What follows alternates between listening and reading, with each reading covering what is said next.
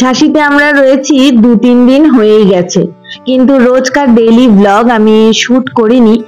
আমাদের শিডিউলটাই এমন ছিল, সব আস্তে আস্তে তোমাদের সাথে শেয়ার করছি। তবে কিছু কিছু ক্লিপ তো তুলে রেখেছি এই 2-3 দিন আমরা কিভাবে কাটিয়েছি। প্রথম দিনই এসে সন্ধ্যেবেলা হীরক বেরিয়ে সবকিছু জেনে নিয়েছে। আর ওই দেখো, ওই যে লাল গেটটা দেখলে ওটাই কিন্তু জেল। আর আমরা যাচ্ছি এখন বাজারে। সকাল হতেই ঐশীর প্র্যাকটিস থাকতো, তো ঐশী প্র্যাকটিস করে আসলে তারপর আমরা সবাই যেতাম সদর বাজার। এটাই হচ্ছে মেন মার্কেট, যেখানে সবজি, মাছ, মাংস, ডিম সব পাওয়া যায়। জামা কাপড়ের দোকান, দুধ, পনির, ঘি, যাবতীয় জিনিস এখানেই পাওয়া যায়। তবে ফলের দোকান, মিষ্টির দোকান রাস্তার ধারে ধারে প্রচুর রয়েছে। আর এই যে আমার প্যান্ট্রি। আমরা কিন্তু এবার রাইস কুকার সাথে নিয়ে গেছি, কারণ ঐশীর খাওয়া দাওয়ার জন্য। আর আমরাও খাওয়া দাওয়া করে নিয়েছি, তাই জন্যই বাজার হাট রোজ আমাদের যেতে হতো। এমন অবস্থা, ওখানকার সব বাজারওয়ালা হীরককে তো চিনেই গেছে। খাওয়া দাওয়া দুপুরবেলা সেরে নিয়ে আবার বিকেলে ঐশীকে নিয়ে প্র্যাকটিসে যেতে হতো। আর ঐশীকে প্র্যাকটিসে দিয়ে আমাদের হাতে 3-4 ঘন্টা সময় থাকতো, তো আমরা একটু পায়ে হেঁটে এদিক ওদিক ঘুরতাম। আর মাঝে মাঝে এখানকার ফেমাস মিষ্টিও ট্রাই করি। এইভাবেই আমি আর হীরক সময় কাটাচ্ছিলাম। আর হ্যাঁ, এখানে আসলে এই দেখো, এই স্পট গুলোই ঘুরে দেখার রয়েছে। খোঁজ খবরও আমরা নিয়েছি, তবে সবই ঐশীকে নিয়েই দেখবো। যার জন্য এসেছি সেটা আগে হয়ে যাক। আসার 3 দিন পরেই অফিসিয়াল ডেট জানতে পারি, আর তারপরে রুটিনটা আবার একটু চেঞ্জ হয়ে যায়। ভোর 4:30 উঠে সমস্ত কিছু রেডি করে ঐশী রেডি হয়ে হীরক 5:30টায় ওকে টিমের ওখানে নিয়ে যেত। সন্ধে অব্দি ও টিমের সাথেই থাকতো, রাত্রির বেলাটা আমাদের সাথে ঘুমাতো। এর জন্য আমাদের পারমিশন করিয়ে নিতে হয়েছিল।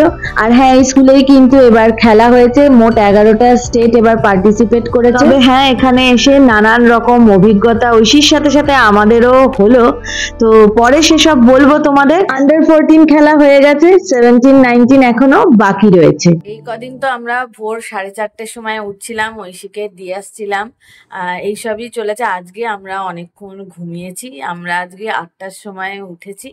আর আজকে জানো তো, একটা রোদ ঝলমলে দিন, বেশ ভালো লাগছে।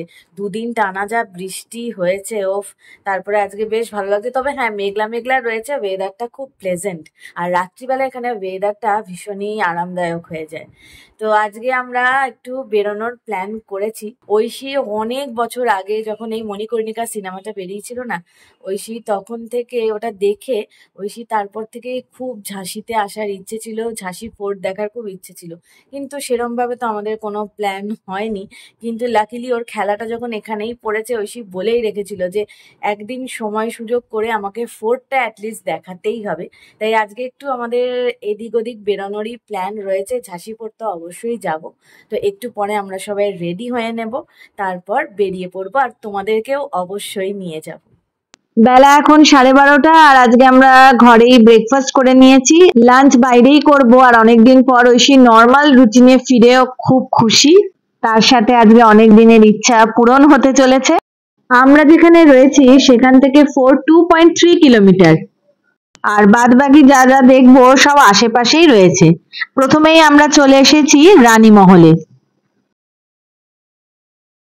আর এখানে টিকিট কাটতে হবে, আর টিকিটের ডিটেলস এখানে দেওয়া রয়েছে, তোমরা পজ করে দেখে নিও।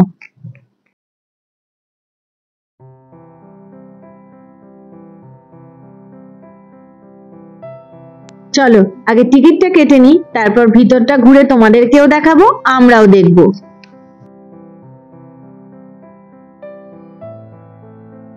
সুন্দরভাবে সব ডিরেকশন করাই রয়েছে, তো সেই অনুযায়ী আমরা এগিয়ে চলেছি।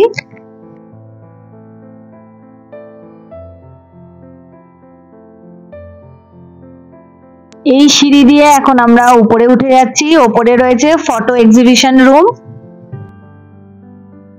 এখানে সেই সময়ে রানী লক্ষ্মীবাইয়ের জীবনের নানান কাহিনীর ছবি তুলে ধরা হয়েছে।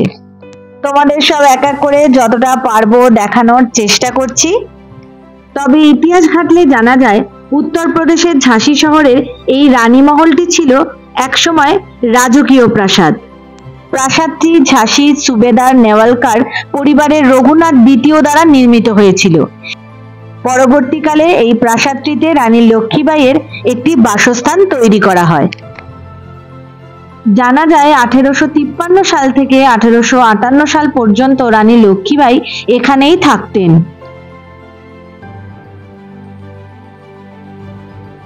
যারা ইতিহাস ভালোবাসো তাদের এই জায়গাটা তো ভালো লাগবেই লাগবে।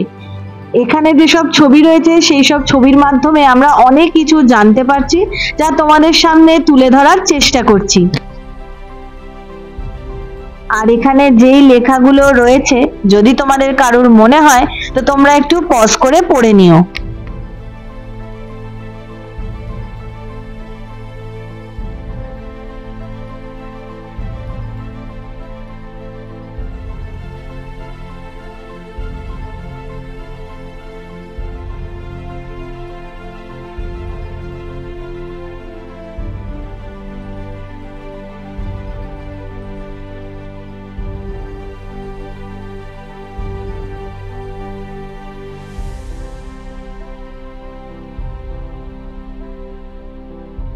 এক্সিবিশন ফটো রুম থেকে বেরিয়ে আমরা চলে আসলাম পরের রুমে।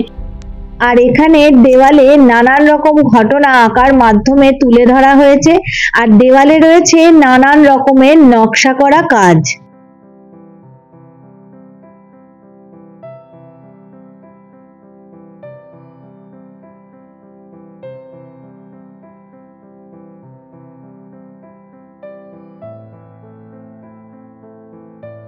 দেওয়ালের এই সূক্ষ্ম কাজগুলো কিরম লাগছে জানি না ক্যামেরায়, কিন্তু সত্যি বলছি অসাধারণ লাগছে দেখতে।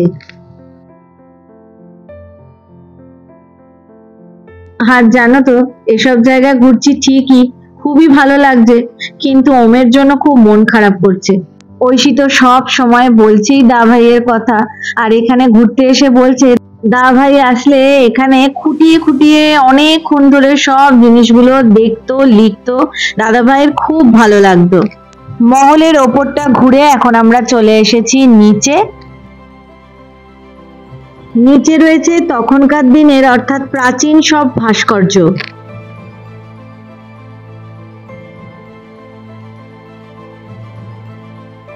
তবে যতদূর দেখলাম খুবই খারাপ লাগছে, এখানে বেশিরভাগ মূর্তিগুলোই কিন্তু ভাঙা অবস্থায় রয়েছে।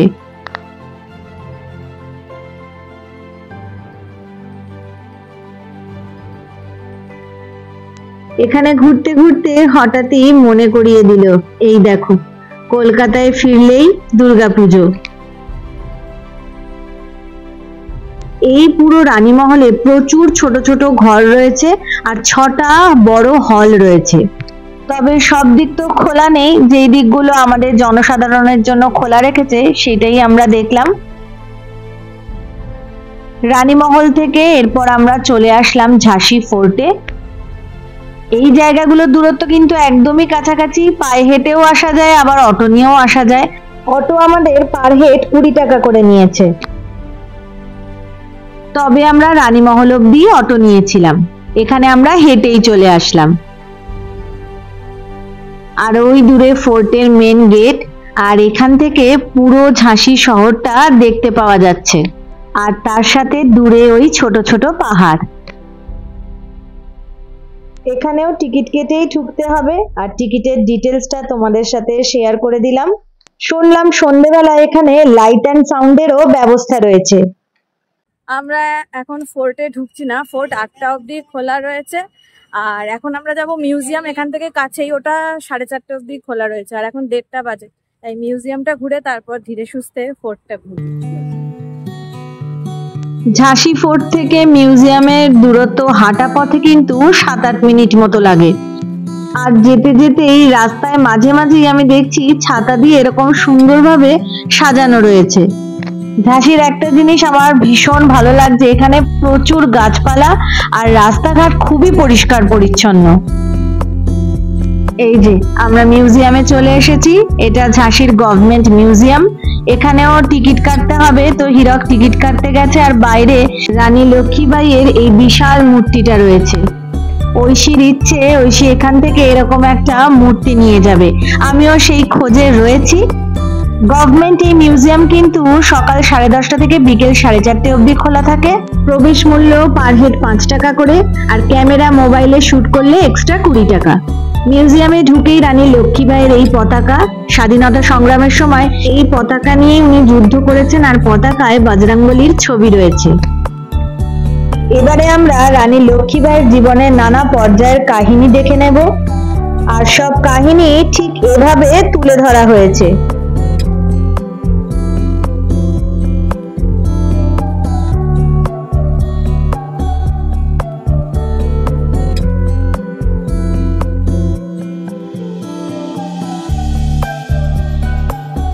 রানী লক্ষ্মীবাইয়ের জন্ম থেকে মৃত্যু পর্যন্ত সমস্ত বিশেষ বিশেষ ঘটনাই কিন্তু এভাবে এখানে রয়েছে।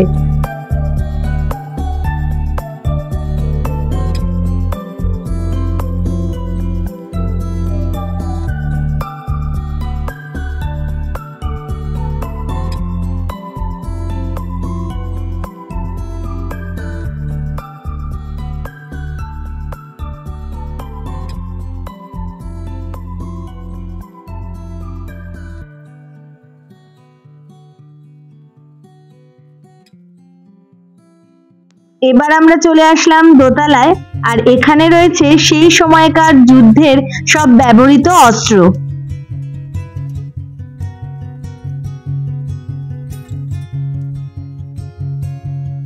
শুধু যে অস্ত্র তা নয়, যুদ্ধের সময় ব্যবহৃত পোশাকও অল্প বিস্তর দেখলাম আমরা। যুদ্ধের সময় যেসব অস্ত্র ব্যবহার করা হয় সেই সম্বন্ধে আমাদের সবারই অল্প বিস্তর ধারণা রয়েছে, কিন্তু এরকম বেতের ঢাল আমি এই প্রথমবারই দেখলাম। এবার আমরা চলে এসেছি দোতলারই আর একটা দিকে। এখানে পোড়ামাটি, ব্রোঞ্জের নানান রকম ভাস্কর্য রয়েছে। পুরোটা ধরে ধরে দেখাতে গেলে অনেকটা সময় লেগে যাবে, তাই আমি অল্প কিছুই তোমাদের সাথে শেয়ার করছি। এরপর চলে আসলাম আমরা তিনতলায়।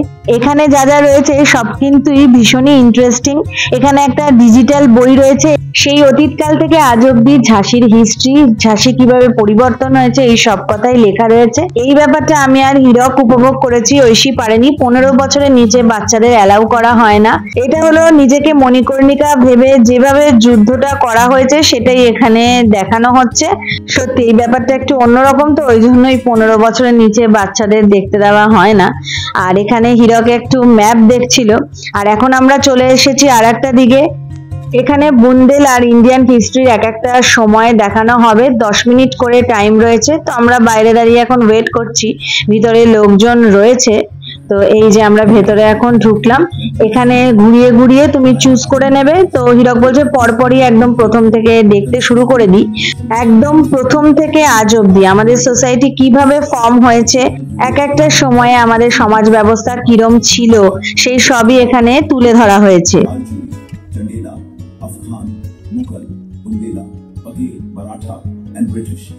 They have influenced the basic rights of the locals with their socio-cultural consciousness.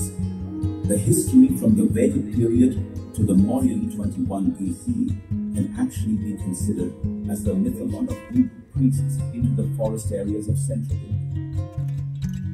একদম প্রথম থেকে দেখলেই কিন্তু এটা বোঝা যাবে, ভালো লাগবে। আর এখানেও সব লক্ষ্মীবাইয়েরই যুদ্ধের ব্যাপার স্যাপার দেখাচ্ছে। তো ঐশী এই প্রথমবারই এরম ভাবে দেখছে, ওর বেশ মজা লেগেছে। এরপর আমরা আর একটা দিকে চলে আসলাম তিনতলায়। সেখানেও সব পুরোনো দিনের জিনিসপত্র রয়েছে লক্ষ্মীবাইয়ের। এটা নাকি তখনকার দিনের ঘড়ি আর তানপুরা। সত্যি মিউজিয়ামটা এসে দারুণ লাগলো কিন্তু আমাদের। আর হাতে সময় নিয়ে এসে পুরো এই মিউজিয়ামটা ঘুরে দেখতে হবে। এবার আমরা ভার্চুয়াল হেলিকপ্টার রাইড করব। মিউজিয়ামের এখানে যে সিকিউরিটি ছিলেন উনি বলেছিলেন যে এটা অবশ্যই যাতে আমরা এক্সপিরিয়েন্স করি। এখানে পুরো এখনকার ঝাঁসি শহরটা দেখাচ্ছে, ঝাঁসিতে কি কি দেখার আছে, কোথায় কি আছে, এই ব্যাপারগুলোই এখানে দেখাচ্ছে। स्पेस म्यूजियम में हमें अंतरिक्ष के रहस्यों और हमारे द्वारा की गई खोजों को बेहतर रूप से समझने में सहायता मिलेगी।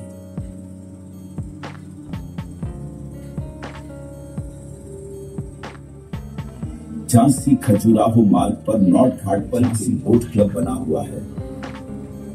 यहाँ पर पर्यटक बेतवा नदी पर बोटिंग का आनंद ले सकते हैं। এই জাস্ট আমরা মিউজিয়াম থেকে বেরোলাম, আর মিউজিয়াম ঘুরে কিন্তু সত্যি বলছি দারুণ লাগলো। মিউজিয়াম ঘুরে এখন আমরা চলে এসেছি আবার ফোর্টে। আর এখন বেজে গেছে 3:19, তাই আগে একটু খাওয়া দাওয়া সেরে নেব, তারপরে ফোর্ট ঘুরবো। আর এই ফোর্টের মধ্যেই এই ক্যাফেটা রয়েছে। মেনুতে অনেক কিছুই লেখা আছে, যদিও এখন সেরকম কিছুই পাওয়া যাবে না। আর হীরকের অনেকদিন ধরে সিঙ্গারা খাবার ইচ্ছে হচ্ছিল, তো ওই সিঙ্গারা নিয়ে নিয়েছে। আমি আর ঐশী নিয়ে নিয়েছি পিৎজা, আর হীরক খাবে ভেজ ম্যাগি।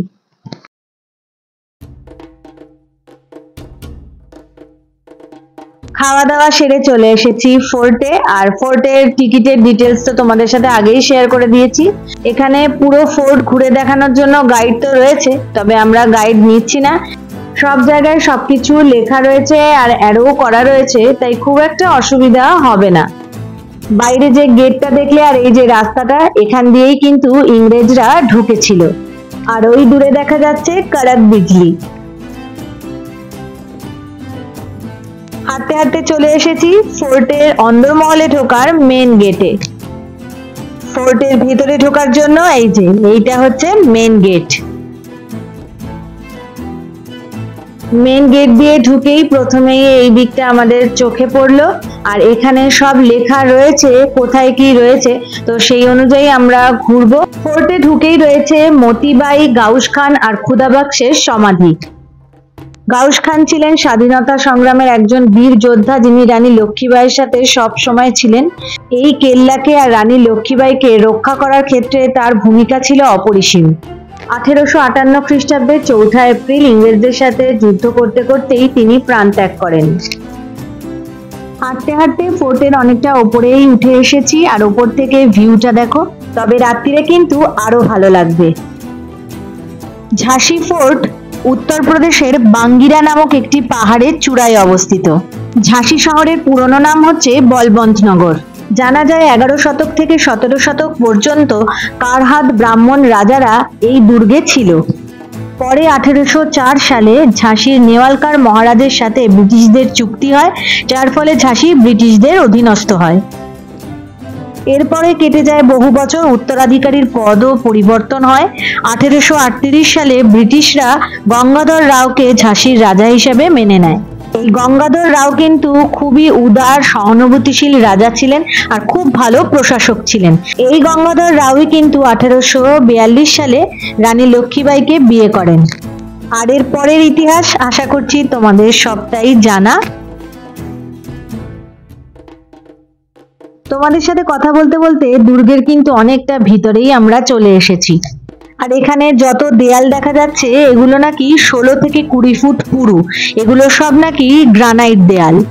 এই দুর্গে প্রবেশের জন্য 10টি ফটক রয়েছে। আর এখন যেটা তোমরা দেখছো, এটাই কিন্তু আমোদ বাগান।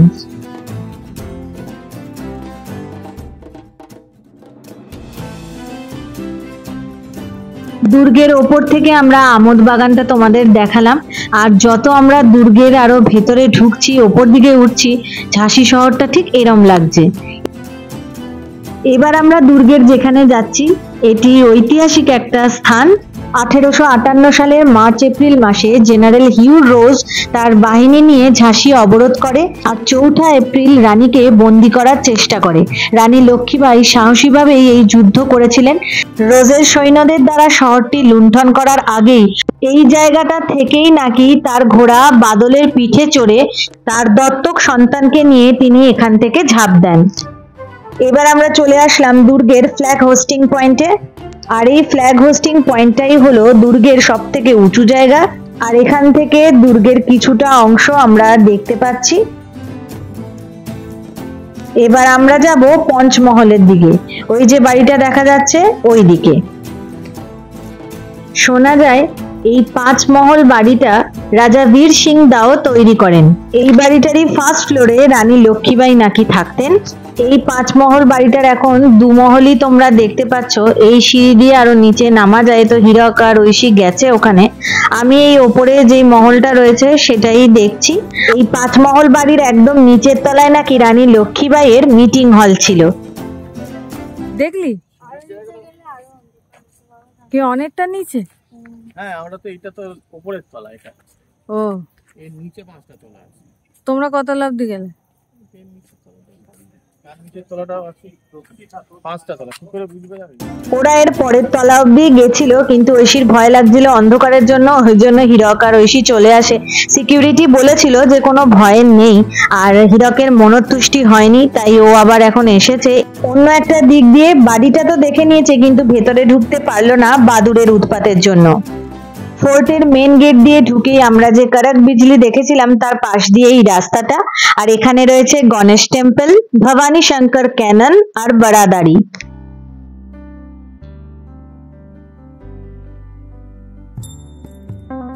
প্রথমেই আমরা দেখব গণেশ টেম্পল। তবে শুধু গণেশ ঠাকুরই নেই, শিব ঠাকুর আর বজরংবলিও কিন্তু রয়েছে এখানে। জানা যায় এই মন্দিরটা নাকি মারাঠা মন্দিরের অনুকরণে করা হয়েছিল, আর এখনো কিন্তু এই মন্দিরটা খুবই জনপ্রিয়। জানা যায় অতীতে এই মন্দিরে রানী লক্ষ্মীবাঈ যতদিন বেঁচে ছিলেন প্রত্যেকটা দিন এখানে ঠাকুর পুজো করতে আসতেন। এই মন্দিরে এখনো পুজো পাঠ হয়, আর স্থানীয় লোকেরা এই মন্দিরটা খুবই মানে।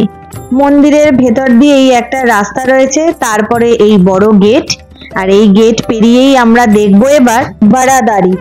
ভবানী শঙ্কর ক্যাননের রাস্তাটা বন্ধ, তাই আমরা যেতে পারলাম না। আর এই হলো বারাদারি। এটি গঙ্গাধর রাও তার ভাইয়ের জন্য বানিয়েছিলেন। তার ভাইয়ের নাচ, ড্রামা, গান এসবে খুব আগ্রহ ছিল, তো এখানে এসব চর্চা হতো। আর এখানে জলেরও রিজার্ভার ছিল। ঐশীর অনেক দিনের ইচ্ছে পূরণ হলো। ও বাবা, সেই যবে থেকে সিনেমাটা দেখেছিল তবে থেকে ওর ঝাঁসি আসার ইচ্ছে হলো। ঝাঁসি ফোর্ট দেখা সুযোগ হলো। এরপরে ঐশী বলছে বাড়ি গিয়ে আমাকে ঝাঁসির রানী লক্ষ্মীবাঈটা আরেকবার দেখতে হবে। এই সিনেমাটা যে কতবার দেখেছিল, হ্যাঁ 7বার দেখেছিল। এই ক্যারেক্টারটা ছোটবেলায় ওর খুব অ্যাট্রাক্ট করেছিল, ওই যুদ্ধ ব্যাপার এইগুলো না সব হলো। তাই মানে ইচ্ছে, অনেক দিনের ইচ্ছে হলো। আমরা এখন বাজে 5টা 13, এখন আমরা আবার রওনা হবো কোথায়? এখন আমরা সদর বাজার যাবো। চলে এসেছি এখন আমরা সদর বাজার, এখানে একটু শপিং করব আর কিছু খাওয়া দাওয়া করবো। আজকে আমার খাওয়া দাওয়ার দিন। আগের দিন আমি আর হীরক এখানে রাবড়ি আর ওই সুজির হালুয়াটা খেয়ে আমাদের এত ভালো লেগেছে, স্পেশালি রাবড়িটা খুবই ভালো ছিল। তাই হীরক বলেছিল ঐশীকে এনেও একদিন ওখানে খাওয়াবে, তাই এখানে চলে এলাম এখন ওকে খাওয়া দাওয়া করাতে। এই কদিন এই কদিন না, কয়েক সপ্তাহ ধরে ঐশী কয়েক মাস না, কয়েক সপ্তাহ, এক মাসই হতে যাচ্ছিল আর কি। সেদ্ধ খেয়ে খেয়ে ছিল, নুন ছাড়া খাবার দাবার খাচ্ছিল, মানে কি বলবো। আর সবাই শুনে হাসছিল যে এই চেহারায় আবার ডায়েট, আসলে খেলাধুলার জন্য ফিট থাকছেই হয়, তো ওই জন্য। আর ওয়েটের খেলা, যেহেতু ওর ওয়েটটা একটু গেইন হয়ে গেছিল, এই জন্যই একটু স্ট্রিক্ট ডায়েটে ছিল। তা এখন আমার নর্মাল কিছুদিনের জন্য। ওই যে হীরকের ফেভারিট মিষ্টির দোকান ঝাঁসিতে, অনেক ভালো ভালো মিষ্টিও রয়েছে, পুরো ভিড়।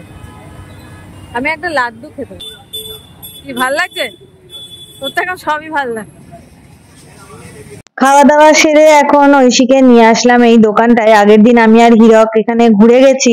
এখানে রানী লক্ষ্মীবাঈ এর মূর্তি তো রয়েছে, কিন্তু মূর্তির মুখটা সাজগোজ অতটাও স্পষ্ট নাই, তাই ঐশীকে দেখিয়ে নেওয়াটাই ভালো। তো ঐশীরও পছন্দ হয়নি, তাই আমরা এখন চলে আসলাম আবার বইয়ের দোকানে। আর এই দোকানে ঢুকেই আমার চোখে পড়লো চাচা চৌধুরীর কমিক্স। একসময় আমার ভীষণ ফেভারিট ছিল, আমি তো ওখানে কমিক্স গুলোই দেখছিলাম, আর ঐশী এখানে রানী লক্ষ্মীবাঈ এর বই দেখছে। ঐশীর একটু রানী লক্ষ্মীবাঈ এর জীবনীটা ডিটেলসে ভালো করে থাকবে, একটু ডেপথ থাকবে, এরকম বই চাই, তো এইটাই আমরা নিলাম। এরপর আমরা আরকে মোমোজে আসলাম, ঐশী বলেই রেখেছিল মোমো খাবে। ঐশী এত পছন্দ করে এখানে এলো, আর এখানে মেনু কার্ডে যা যা রয়েছে সেগুলো আজ থেকে এখন পাওয়া যাবে। এখানে যদিও সবই ভেজ, কিন্তু তাও ভেজের মধ্যে যা যা আইটেম রয়েছে মেনু কার্ডে আজ থেকেই পাওয়া যাচ্ছে। হ্যাঁ, মালাই পনির মোমো আমি ভেবেছিলাম, মালাই ভেজ মোমো, পনির মোমো পাওয়া যাচ্ছে না। আমি ভেবেছিলাম একটু ঝোল মোমো খাবো, সেটাও স্প্রিং রোলও খাওয়া যায়। হ্যাঁ, ভেবেছিলাম একটু স্প্রিং রোলও খাবো, সেটাও নেই। এই যে মালাই মোমো, আর এর সাথে আমাদের দিয়েছে ভেজ মোমো। আমরা তো ভেজ মোমো অর্ডার করিনি, কিন্তু ওরা বললো একটার সাথে নাকি আর একটা ফ্রি। তবে একটু টেস্ট করে দেখলাম, মালাই মোমোটা কিন্তু খুব টেস্টি। ঐশীর মতো আমিও ভেবে রেখেছিলাম যে ঐশীর এসব মিটে গেলে ঐশীর সাথে আমি আইসক্রিম খাবো, তাই দুজনে মিলে আজকে আইসক্রিম খাওয়ার ইচ্ছেটাও পূরণ করে ফেললাম। সন্ধে 6:34, এবার আমরা হোটেলের দিকে রওনা হলাম। তবে হ্যাঁ, হোটেলে ঢোকার আগে একটু এখানে গ্রিন অ্যাপেল দেখতে পেলাম, তাই ভাবলাম এটা নিয়ে নিই। কাল আবার ঐশীকে ভোরবেলা উঠে যেতে হবে, তো ওখানে তো 3 বেলা খাওয়া দাওয়া দেয়, তাও ওর সাথে কিছু খাবার দাবার আমরা দিয়ে রাখি, ওই জন্যই আরো গ্রিন অ্যাপেলটা নিলাম। তো চলো আজকের ব্লগটা এখানেই শেষ করছি। কেমন লাগলো আজকের ব্লগটা জানিও, ভালো লাগলে অবশ্যই লাইক করে দিও। খুব তাড়াতাড়ি নতুন একটা ব্লগ নিয়ে তোমাদের কাছে চলে আসবো। সবাই খুব ভালো থাকো, সুস্থ থাকো। Till then, bye by.